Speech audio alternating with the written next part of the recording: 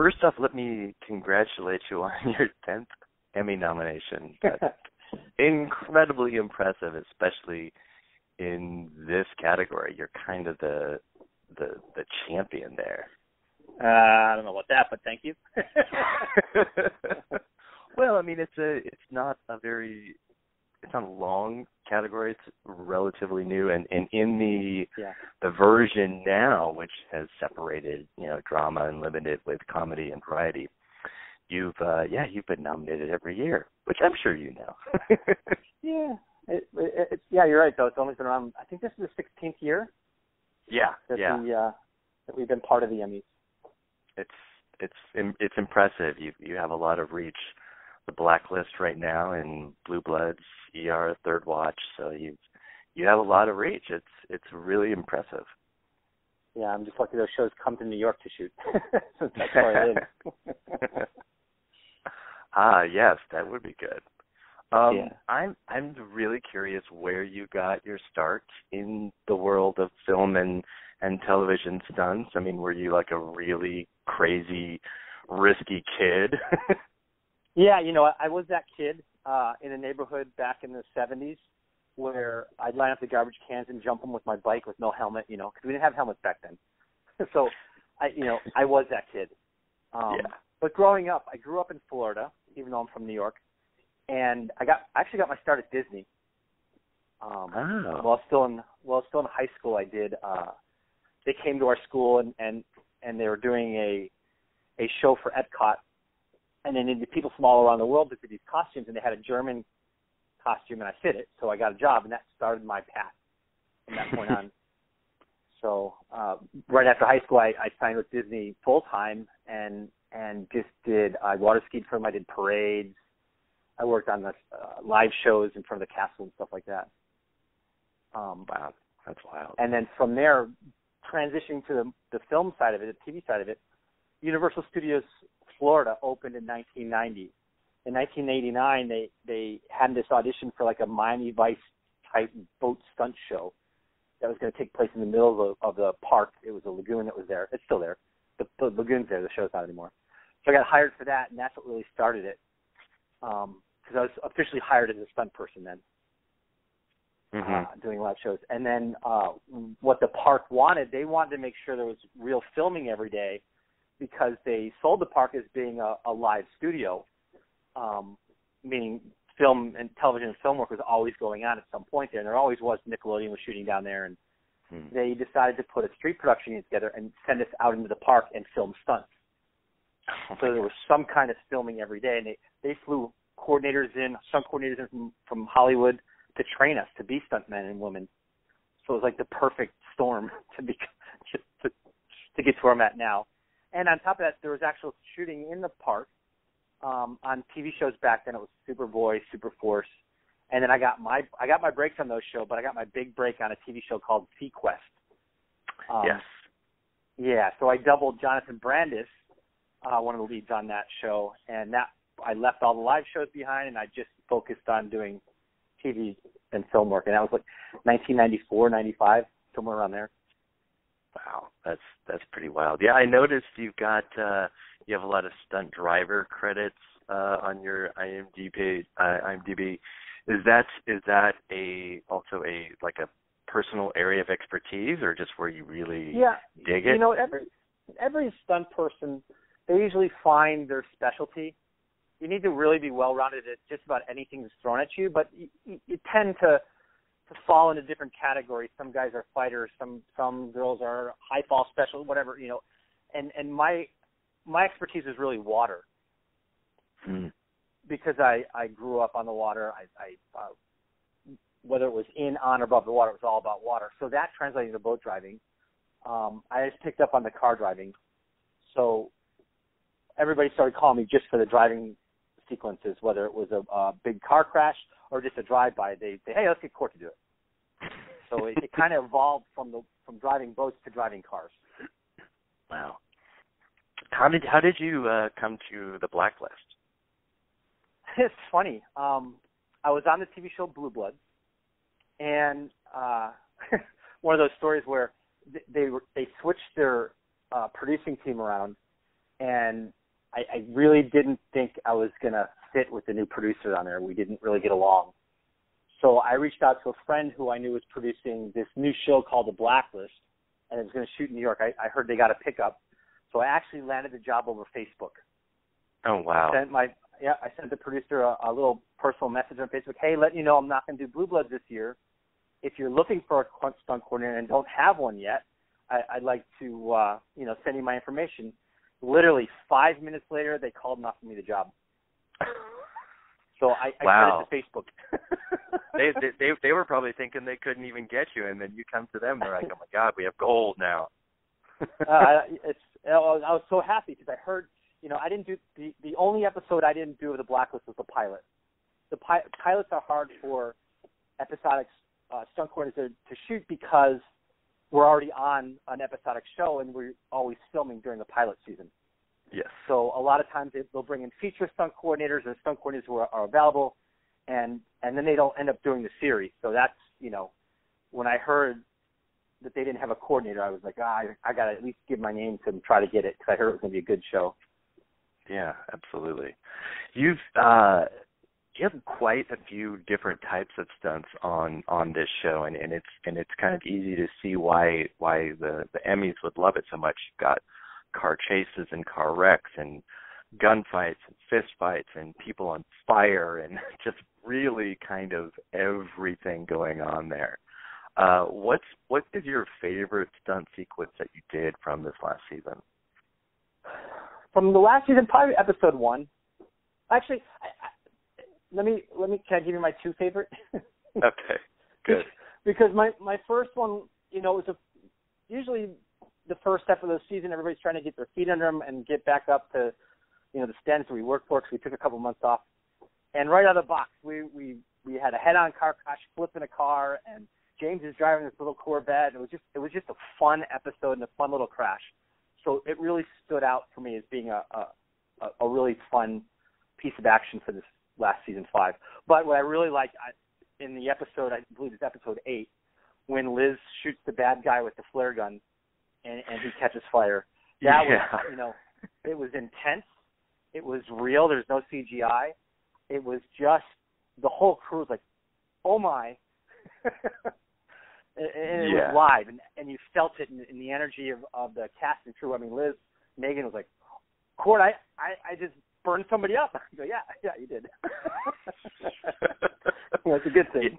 Yeah, I was just rewatching some bits and including those two and that car chase and wreck with that Corvette is really complicated. There's multiple camera setups, and it just really it's impressive. So is the fire one. And I was thinking as I was watching that too, that there's been some fatalities on some high profile shows and movies in the past few years, and I'm really curious how you ensure the safety of your stunt performers so that they're mostly free from injury. That's a good question, because the one thing that everybody has to remember, it's called stunts, which immediately raises a flag saying it's dangerous, right?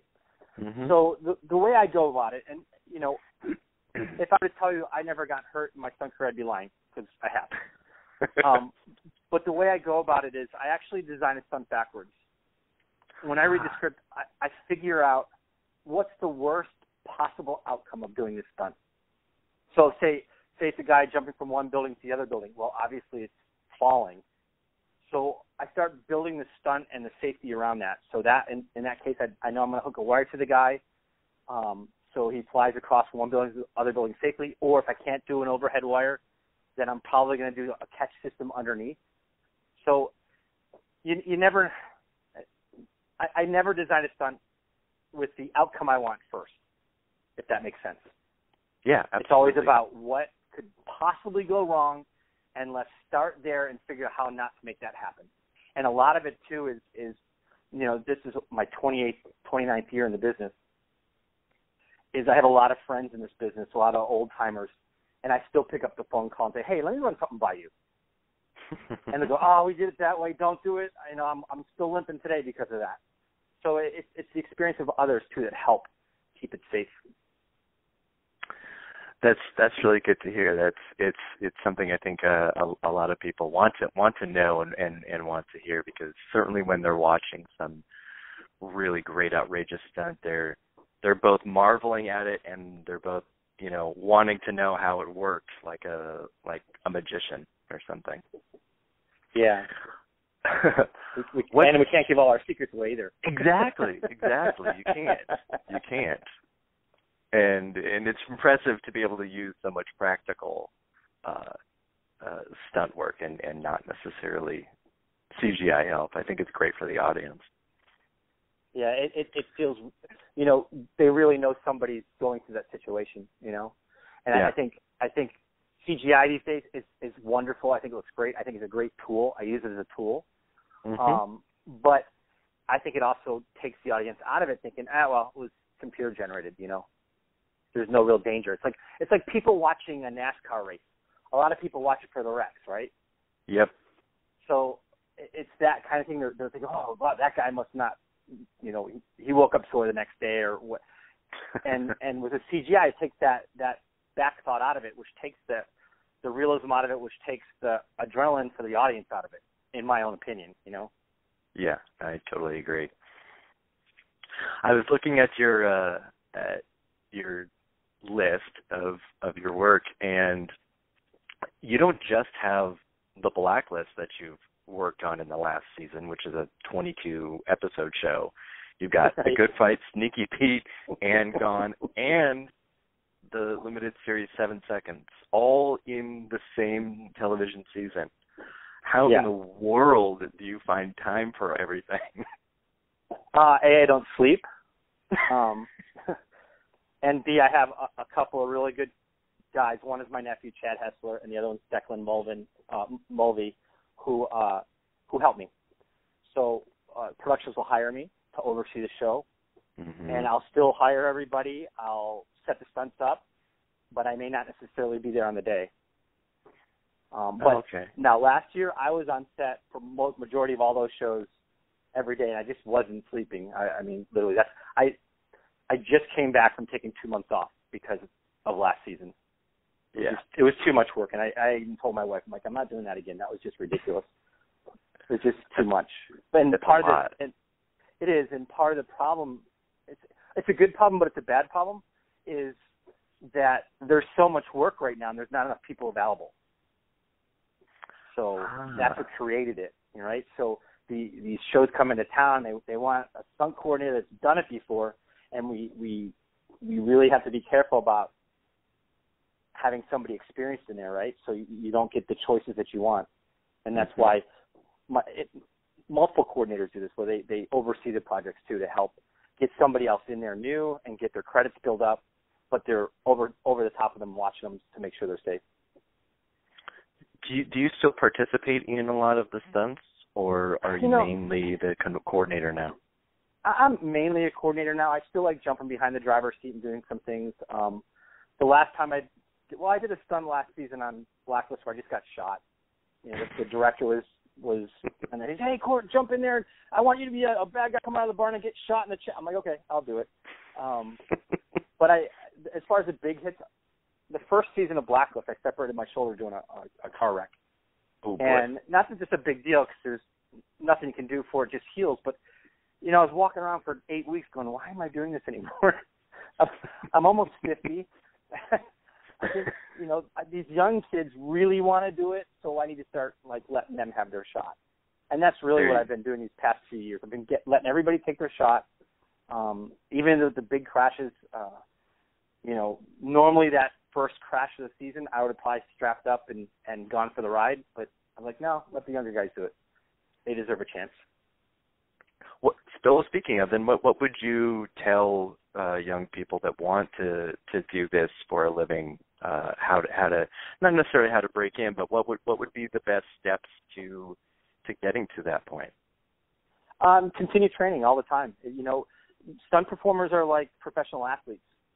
They're expected to perform and without hesitation. They're expected to perform with the exact way that the director's thinking how to do it. So it's constant training. It's fight training. It's driving training.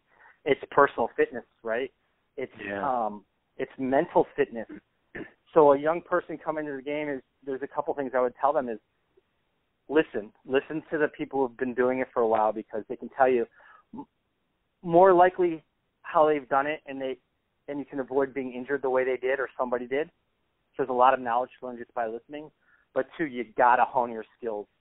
You get a lot of people that will come to the set and they see a stunt guy A get shot over here and he just falls to the ground. Like, oh, I could do that. I'm like, yeah, you can. I go, but last week he got hit by a car at 25 miles an hour and went 30 feet in the air. And they're like, what? I'm like, that's why he's doing the easy job today. So, and it's dedication. I mean, I remember back when I was at the Universal stage and transferring over to full-time stunts, I was working paycheck to paycheck and almost gave up because I'm like, this just isn't going to happen. And you got to have that drive to continue to go after it. It's a tough business because nobody can tell you if you're going to be good or not. And that goes to like a doctor or a lawyer. They have to take tests. They pass these tests. They get their license. There's nothing for stunts. There's no way. And that's why I take it back to the professional athlete level. Yeah. A quarterback, a $12 million quarterback can throw an interception and be okay. But if a $1,000 a day stunt guy throws an interception, that means somebody's probably going to get hurt. So they have to have their skills honed to a point. Yeah, very much. That's if they do get hurt, that is their bread and butter. That is how they survive. Yeah, and also one last thing I would tell a news person is you are who you are, meaning your name is going to travel further and faster than you will. So if you do something great, people are going to hear about it, and if you do something really bad, they're going to hear about it fast. Mm. It's going to lead you into your career. So I always, and if you would ask me, some people, I treat them like I was treated the first day I was on a set, where everybody's like, "Oh, hi, Cort, nice to meet you." I'm like, you can't have any attitude, and that's a thing that's ongoing with stunt people because you have the alpha mentality, right? I'm the best of the best. I drive cars, I crash cars, but you can't have that. You can't have that attitude. You just gotta, be humble, and you see the stunt guy that shows up on set riding a wheel in his own motorcycle and coming to a stop, and hey, look at me, and that's not who you want to be. Yeah. I noticed you directed an episode of the Blacklist last season too. I'm curious how that experience was, and if it's something that you would want to do again. Yeah, on Blacklist I direct a lot of the second units, which are the action units. So like the car crash that you saw, I direct that whole sequence. Yeah. So the producers through the seasons is like, hey, we're going to get you an episode. We're going to let you do an episode. We like what you've been doing in the action. So finally last season they said, here's episode 19. It's yours. I was panicked. I was like, what? Okay. So I had a blast. And one thing about working on an episodic series is the crew and the cast become family to you. And boy, did they rally around me. They bent over backwards to make it the best possible experience ever, and I just appreciate that so much. So I had a blast. It was so much different than just stunt coordinating or even just second and directing, because as the director, I couldn't believe how many questions came towards me from actors, from producers, from the crew. Everybody has their job department, right? And they all have their specific questions about the script, and you're the end-all, be-all. You have to know that script inside and out.